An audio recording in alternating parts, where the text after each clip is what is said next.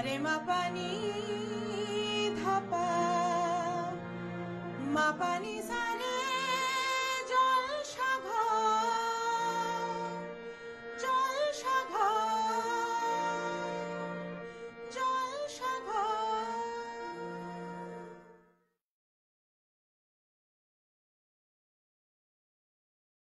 নমস্কার বন্ধুরা, আমি নন্দিনী আবারও আপনাদের স্বাগত জানাই চ্যানেল ভিশনের জনপ্রিয় অনুষ্ঠান জলসাগরে। প্রত্যেকটা সংখ্যায় আমরা আলাদা আলাদা রকমের ফ্লেভার নিয়ে আসি আপনাদের সামনে। আজকেও ব্যতিক্রম নয়। আজকে যারা আমাদের অতিথি হিসেবে উপস্থিত আছেন, প্রথমে চলুন তাদের সাথে আপনার পরিচয় করে দিই। আমার একদম পাশে যে মিষ্টি মেয়েটি বসে রয়েছেন, উনি হচ্ছেন দেবযানী ভট্টাচার্য দাস। উনি ট্যারো কার্ড রিডার, সংখ্যাতত্ত্ববিদ এবং বাস্তুশাস্ত্রবিদ। তারপর একদম মধ্যমণি হয়ে যিনি বসে রয়েছেন, বেশ একটু দিদিমণি দিদিমণি গোছের লাগছে না আপনাদের, তিনি হচ্ছেন সুব্রতা বন্দ্যোপাধ্যায়। তিনি একজন কবি এবং সমাজকর্মী। আর তারপর বেশ গম্ভীর হয়ে একজন তাকিয়ে রয়েছে, উনি কিন্তু ইঞ্জিনিয়ার হলেও তার মূল প্যাশন হচ্ছে কবিতা আবৃত্তি করা। তাই এরকম তিনজন বন্ধুকে আজকে আপনাদের সামনে নিয়ে এসেছি। তাদের সকলকে আমি নন্দিনী স্বাগত জানাই আমাদের এই চ্যানেল ভিশনের অনুষ্ঠানে। প্রথমে আমরা যাব আমাদের পাশে যিনি রয়েছেন দেবযানী ভট্টাচার্য দাস, তার কাছে। দেবযানীর কাছে আমাদের প্রথম প্রশ্ন যেটা, দেবযানী প্রথমে ছিল স্কুল টিচার বা এই ধরনের কাজ করতেন, স্কুলিং নিয়ে, হ্যাঁ স্কুল কাউন্সিলর এরকম কাজ করতেন। আর ভালোবাসতেন এই যে কথাগুলো বললাম, ট্যারো কার্ড রিডার, সংখ্যাতত্ত্ব, বাস্তুশাস্ত্র নিয়ে সব কাজ করতে ভালোবাসতেন। আর যেরকম আমাদের হয় বন্ধু বান্ধবদের এমনি এমনি কিছু সাজেশন দিতেন। কিন্তু একটা সময় পর দেখলেন না, এরকম করে করলে কিন্তু কেউ সেরকম ভাবে পাত্তা দিচ্ছে না, এটার জন্য প্রফেশনালি কাজটা করতে হবে। এখন বর্তমানে প্রফেশনালি কাজ করে, নিচে ফোন নাম্বার যাবে, আপনাদের কারোর দরকার থাকলে সেই ফোন নাম্বারে যোগাযোগ করবেন।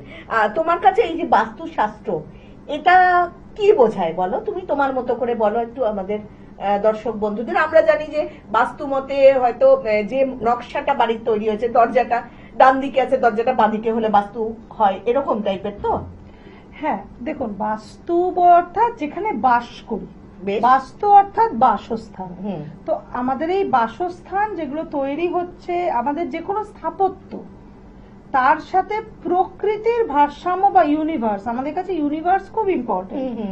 হ্যাঁ, স্পিরিচুয়ালিটিতে ইউনিভার্সের সাথে আমরা ম্যানমেড কনস্ট্রাকশনের যে স্থাপত্যের যে একটা ব্যালেন্স, যে ব্যালেন্সটা মেনটেন করলে পজিটিভিটি আসে বা নেগেটিভিটি আসে, এই ব্যাপারটাই হচ্ছে বাস্তুশাস্ত্র। মানে এটা আগে অত আমরা জানতাম না।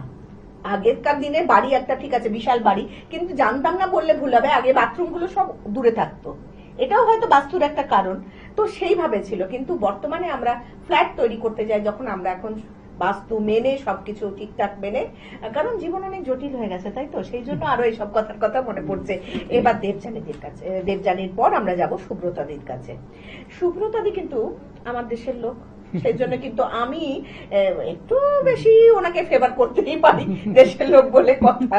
মুর্শিদাবাদে বড় হয়েছেন আর কলেজ জীবনটা কেটেছে শান্তিনিকেতনে, আর এখন বর্তমানে আছেন কলকাতাতে। লেখালেখিটা তার ছোটবেলা থেকেই।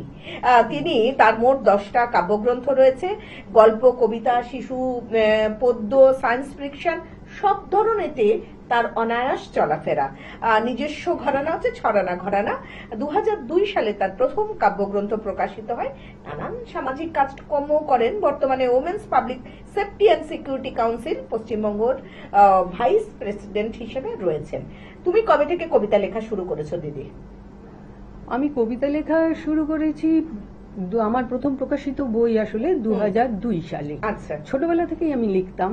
আমি যখন মুর্শিদাবাদে ছোটবেলায় বড় হয়েছি প্রাকৃতিক পরিবেশে, তো ওখানেই লিখেছি। আমি যখন ক্লাস 1-এ পড়ি, আমার প্রথম লেখা একটা পত্রিকায় প্রকাশ পাই। আরে বাহ, সেটা কি তোমার মনে আছে কি পত্রিকায় প্রকাশ পেয়েছিল? সেটা আমাদের একটা সংঘ ছিল, প্রৈতি সংঘ বলে, হাতে লেখা পত্রিকা ছিল সেটা। আচ্ছা। সেইখানে আমার লেখা বেরিয়েছিল প্রথম আর কি। নিজে আমি একটা পাখির উপরে গল্প লিখেছিলাম, ছোট্ট গল্প। সেটা আমার প্রথম প্রকাশ। বাহ, এটা তো খুবই ভালো কথা যে ছোটবেলাতে যার প্রকাশন ছিল। আসলে মুর্শিদাবাদটা জানেন তো গ্রাম শহর মেশানো, যেখানে প্রাকৃতিক পরিবেশটা মানুষকে ওইভাবেই মনে হয়। আচ্ছা, তোমার পরিবারের পরিবারের কেউ কি ছিল এই লেখালেখির জগতে? পরিবারে না সেরকম ভাবে। তাহলে তোমাকে অনুপ্রেরণা কে জুগিয়েছিল? তুমি তো লিখে ফেললে, তুমি স্কুলে ওটা জমা দিলে, তোমার লেখা বেরোলো, এইটাই তোমার অনুপ্রেরণা? এটা নিশ্চয়ই, মানে সেখানে আমাদের একটা ক্লাব ছিল ছোটবেলায়, সেখানে আমরা নিজেদের মতন খেলা করতাম। আচ্ছা। সেখানেই সবাই বলতো ক্রিয়েটিভ কি কে করতে পারে করো। সেখানেই আমাকে এন্থু দেওয়া হয়েছিল যে একটু লেখো, যা দেখবে চারপাশে সেটা থেকেই কিছু লেখো। আমি সেইটা থেকেই লিখেছিলাম। তখন আমার মনে হচ্ছিল চারপাশে পাখি ঘুরে বেড়াতো। আমাদের একটা খুব বড় বাগান ছিল বাড়ির সঙ্গে লাগোয়া আর কি। সেই বাগানে প্রচুর পাখি বসতো। সেই পাখি দেখে তখন আমার মনে হয়েছিল কোথায় ওড়ে, কিভাবে ওড়ে, কি খায়, কখন ওরা বাসায় ফেরে। তখন ছোট্ট করে লিখেছিলাম এবং সেটা ওদের খুব ভালো লেগেছিল ছোটবেলায়। এটা তো খুব ভালো কথা। আর উনি যে জায়গাটাতে মুর্শিদাবাদের থেকে এসেছে মানে ছিলেন, সেটা হচ্ছে লালবাগ।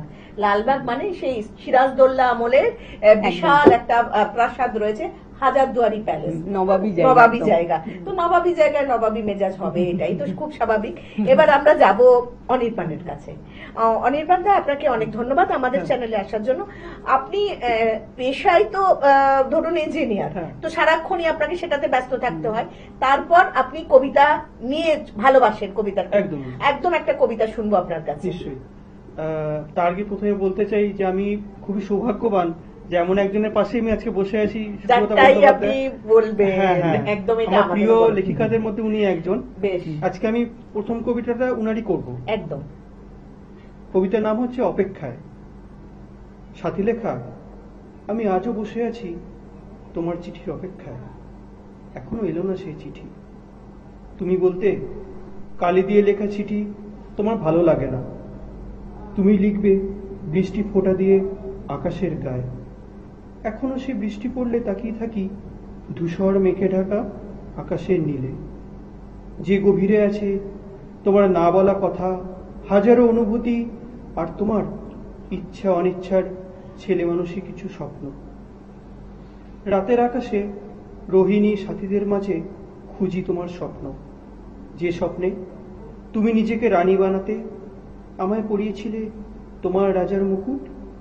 মুকুটের ভার যে কত সেটা জানা হয়নি আমার, কিন্তু হৃদয়ে জমানো রাজার রাজ্যের কথার ভারে আমি আজ ক্লান্ত।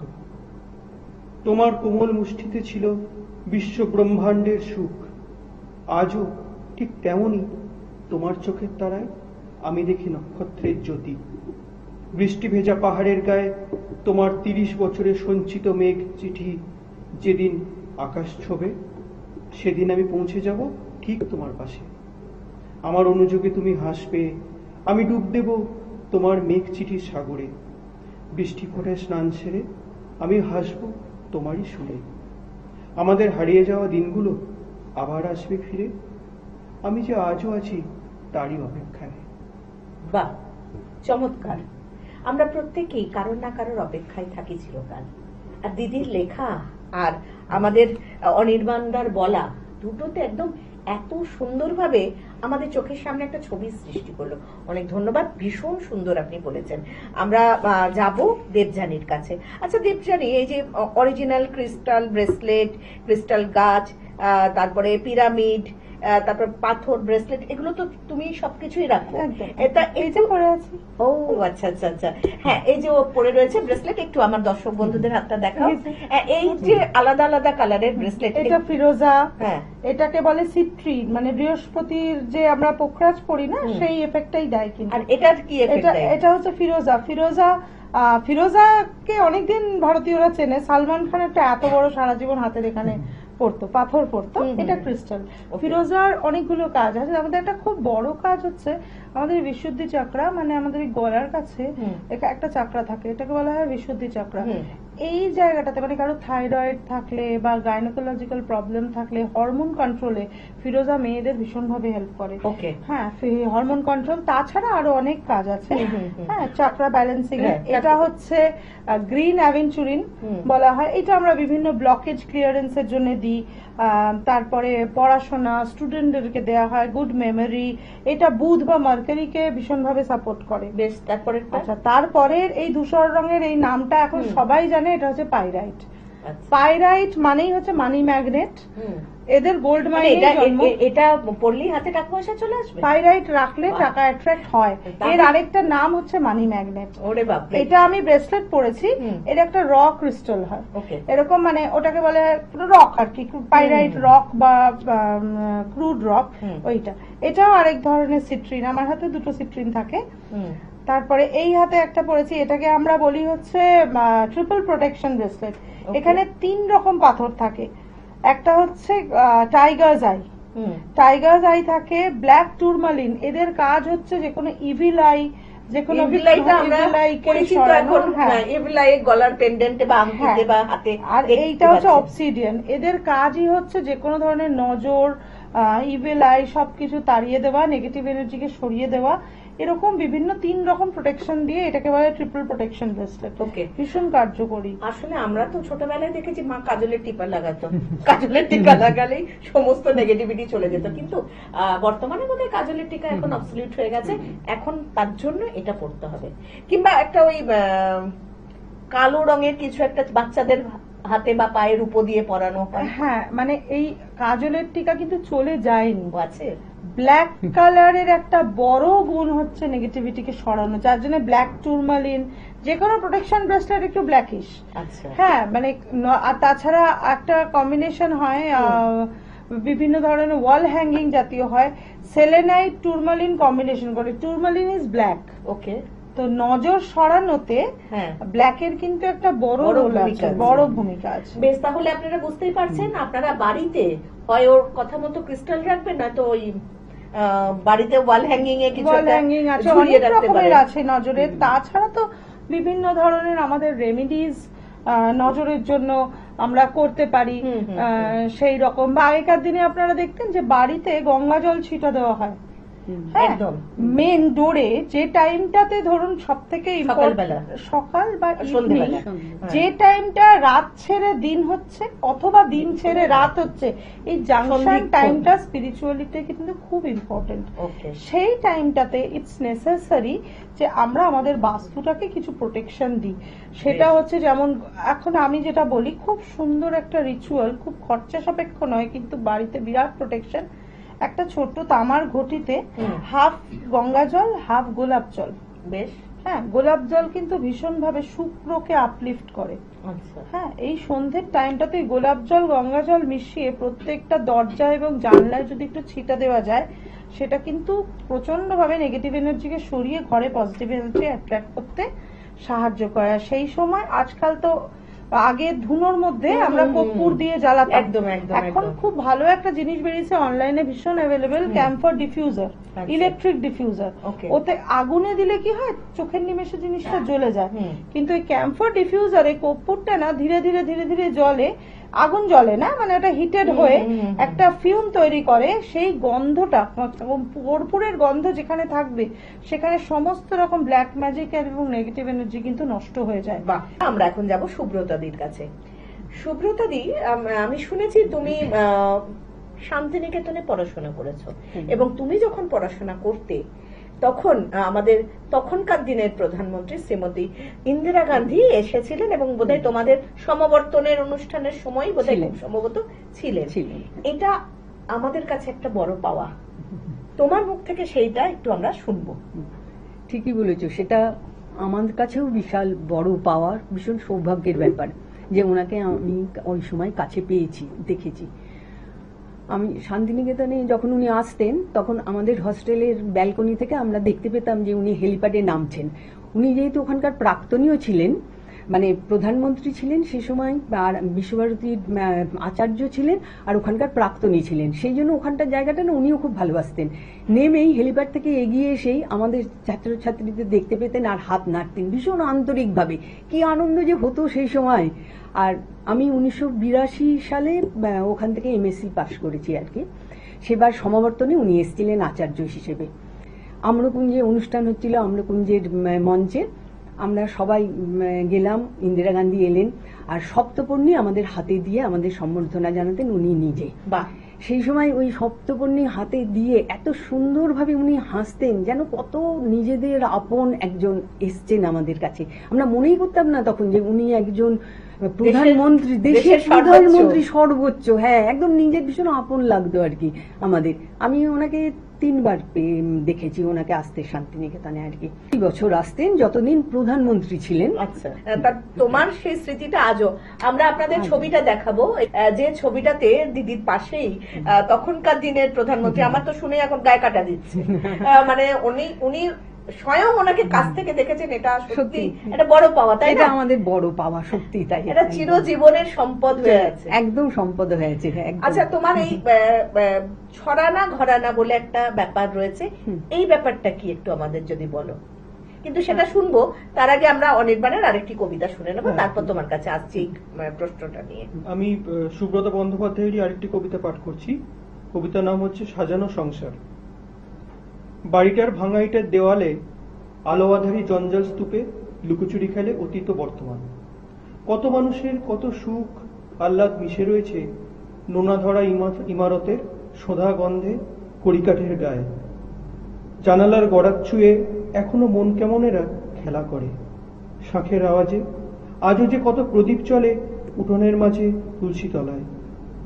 সন্ধ্যা গড়িয়ে গভীর রাত নামলে অতৃপ্ত আত্মা কান্নাকালিতে পাওয়া না পাওয়ার গল্প লেখে। আমরা সদর দরজার কড়াধরি উঁকি দিই তারই অন্দরে। শীতল হওয়ার স্পর্শ নিয়ে দেখি তাদের সাজানো সংসার 100 বছর আগের। মা, এই যে উঠোন, সদর দরজা, এইসব কথাগুলো না আমাকে আমার বাড়ির কথা মনে করিয়ে দিল। বড্ড কিরকম আমরা সবাই যেন একটু নস্টালজিক হয়ে পড়লাম। এখন তো আমরা সবাই বেশিরভাগ সবাই ফ্ল্যাটে থাকি, সেই সদর দরজাও নেই, সেই উঠোনও নেই, সেই তুলসী মঞ্চও নেই। এত সুন্দর দিদির কথাগুলো, আর অনির্বাণ বাবু এত সুন্দর করে বললেন, দুটো মিলেমিশে কোথাও গিয়ে যেন মনের কোথাও গভীরে একেবারে দাগ কেটে গেল। আচ্ছা দিদি, তোমার এই বইগুলো কোথায় পাওয়া যায়? তোমার যে 10টা বই প্রকাশিত হয়েছে, বইগুলো কোথায় পাওয়া যায়? আমার বইগুলো অনলাইনে পাওয়া যায়, ফ্লিপকার্ট, অ্যামাজন, সব জায়গাতেই পাওয়া যাবে। আর তাছাড়া লিটারোমা পাবলিশিং সার্ভিসের ওখানে ওদের নিজস্ব কাউন্টারে পাওয়া যায়। আচ্ছা, হ্যাঁ, যে প্রশ্নটা তোমাকে আমি করেছিলাম, ছড়ানা ঘরানা বলতে তুমি কি বলবে? ছড়ানা ঘরানা এই নামটা আসলে আমার নিজের দেওয়া। আমি ভাবলাম কবিতা লিখতে আমি চিরকালই ভালোবাসি, খুব ভালোবাসি।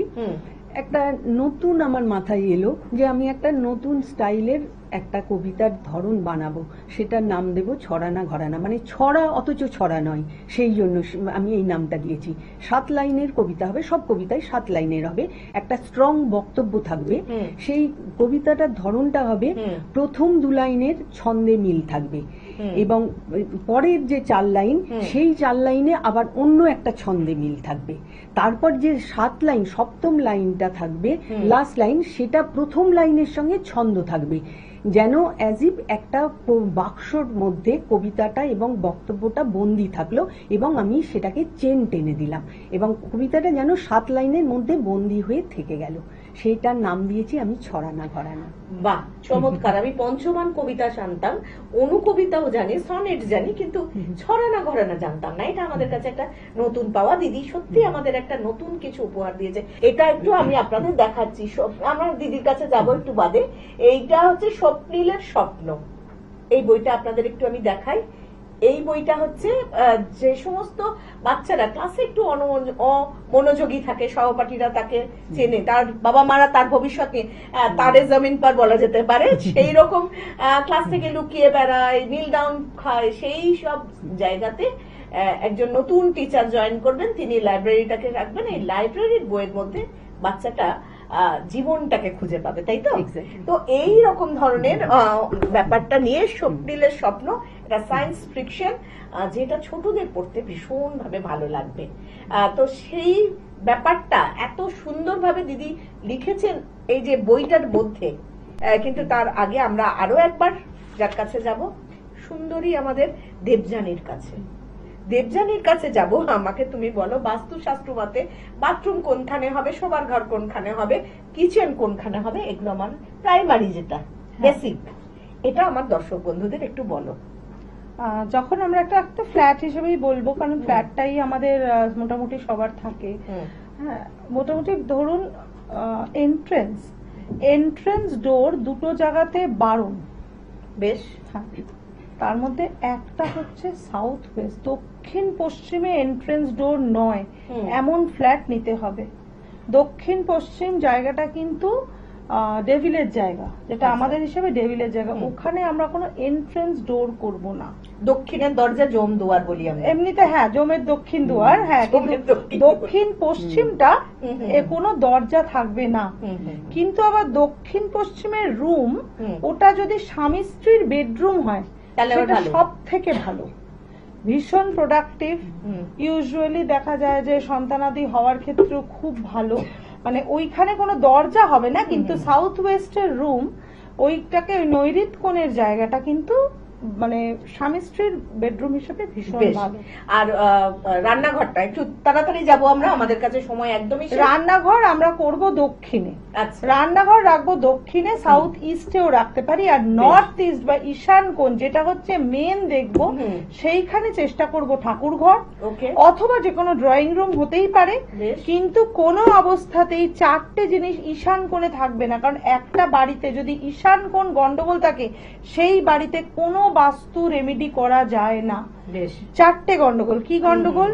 টয়লেট, কিচেন, সিঁড়ি, স্টোর রুম। ঈশান কোণে এই চারটে কোনোভাবেই করা যাবে না। অন্য যাই থাক সেটা ব্যবস্থা করা যায়। ঈশান কোণের দিকে হচ্ছে বাস্তু দেবতার মাথাটা থাকে। বাস্তু দেবতার মাথার ওপর kitchen, toilet, store room, staircase আমরা অ্যালাউ করব না। ঠাকুর ঘর থাকলে সব থেকে ভালো। আদারওয়াইজ বড় বড় জানলা থাকলো, বাইরের এনার্জি আসবে, জানলা খোলা থাকবে, সেটা খুব ভালো হয়। অনেক ধন্যবাদ দেবযানীকে। দেবযানীর সাথে আমরা কথা বলে মোটামুটি একটা জানতে পারলাম, এবং দেবযানী আরো একটা মোটিভেশনাল দিক আছে যেটা দিয়ে ও যারা অন্ধকার থেকে আলোয় ফিরতে চায় তাদেরকেও দেখাতে পারে, তাই তো? হ্যাঁ, যে আমার সাথে কথা বলে আমরাও তো কাউন্সেলিং করি, স্পিরিচুয়াল কাউন্সেলিং করি। ভেদিক মন্ত্র তার প্রচুর পাওয়ার। তাহলে কেউ যদি মনে হয় যে আমি পারছি না, একা সামলাতে পারছি না, একটু কথা বলুন, রাস্তা আছে, জীবনটা শেষ নয়। এবং ঈশ্বরের দেওয়া জীবন নিজেরটাও নিজের কেড়ে নেওয়া বা তাকে নেগলেক্ট করা ঠিক নয়। কথা বলুন, আমি আছি, বন্ধুর মতো আছি। একদম। আমরা নাম্বার দিয়ে দেব দেবযানীর, সেই নাম্বারে আপনারা যোগাযোগ করতে পারেন। আজকের অনুষ্ঠান আমরা এখানেই শেষ করবো বন্ধুরা। আমাদের জলসাঘরের পক্ষ থেকে প্রত্যেকের হাতে আমরা স্মারক তুলে দেব, কিন্তু শেষ করব আমাদের সুব্রতা বন্দ্যোপাধ্যায় দিদির কথাই, দর্শকদের উদ্দেশ্যে তার বার্তায়। আমরা এক এক করে আমাদের ভালোবাসার উপহার তুলে দিচ্ছি সকলের হাতে। সকলকে ধন্যবাদ আমাদের এই স্টুডিওয়ে আসার জন্য, এবং আমরা আগামীতেও আবার তাদের পাবো। আমরা একদিন শুধু অনির্বাণের তার কাছে যাব, তার কথা শুনবো। আমরা সকলের কাছে এরকম এক এক করে আসবো, কিন্তু এখন এই মুহূর্তে আমরা সুব্রতাদির কাছে, কবি সুব্রতা বন্দ্যোপাধ্যায়। এখন এত অস্থির সময় চলছে, সেই হিসেবে আমি একটা বার্তা রাখতে চাইছি সবারই উদ্দেশ্যে, মানুষের উদ্দেশ্যে। হাসবে পৃথিবী আমি চলে গেলেও এই পৃথিবী ছেড়ে। যখন আমি চিরবিদায় নেব এই পৃথিবী থেকে, যখন আমি বিশ্রাম নেব, থাকবো চিরঘুমে, তখন তোমরা আমাকে কাঠের বাক্সে আটকে রেখো না। আমার দেহটাকে ছাই হয়ে যেতে দিও না। সাজিও না ফুল দিয়ে ছোট্ট বাক্সে বন্দি করে। রাসায়নিক পদার্থের তীব্র গন্ধে বিব্রত করো না আমার আত্মার ফেলে যাওয়া দেহটাকে। আমার প্রাণহীন দেহটাকে রেখো মাটির স্পর্শে, যে মাটিতে মিশবে আমার নতুন অণু পরমাণু, উর্বর করবে পৃথিবীর মাটি। আমার রেখে যাওয়া নশ্বর দেহটার উপর সযত্নে রেখো একটা সজীব বীজ।